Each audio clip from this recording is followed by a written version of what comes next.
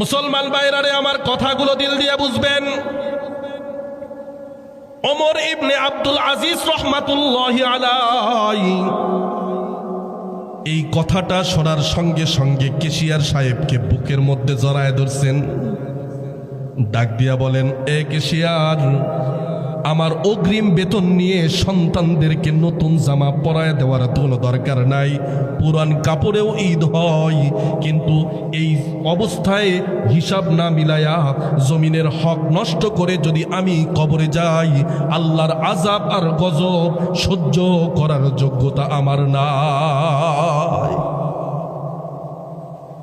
আমি এই অবস্থার মধ্যে বাড়িতে চলে গেলেন হযরতে ওমর ইবনে আব্দুল আজিজ। সন্তানদেরকে ডাক দিয়া বলেন, ও সন্তান,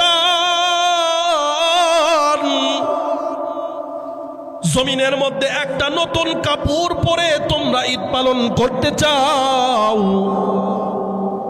সন্তানরে নতুন কাপড় পরার জন্য যে তোমরা বুদ্ধিটা বের করেছ, এইটা তো তোমাদের নতুন কাপড় পরার বুদ্ধি ঠিক আছে, কিন্তু তোমরা কি জানো এই নতুন কাপড় পরার বুদ্ধির মাধ্যমে তোমাদের বাবাকে আখিরাতের আসামি বানানো হয়ে যায়? এ বাবা, পুরান কাপড়েই তোমরা ঈদ করো, নতুন কাপড় দিয়ে ঈদ করার দরকার নাই। বিনিময়ে যদি তোমাদের বাপ আল্লাহর আদালত আর হাসর আর মিজানে আসামির কাঠগড়া থেকে যদি নাজাত পায়, এইটাই তো তোমাদের মতো সন্তানদের জন্য নাজাতের ওসিলা। আল্লাহু আকবার বলেন।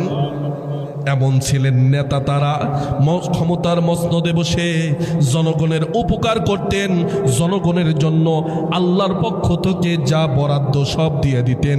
নিজের পেট পূজা করে জমিনের মধ্যে চেয়ারের মধ্যে বসে আল্লাহর সাথে তারা নাফরমানি করত না।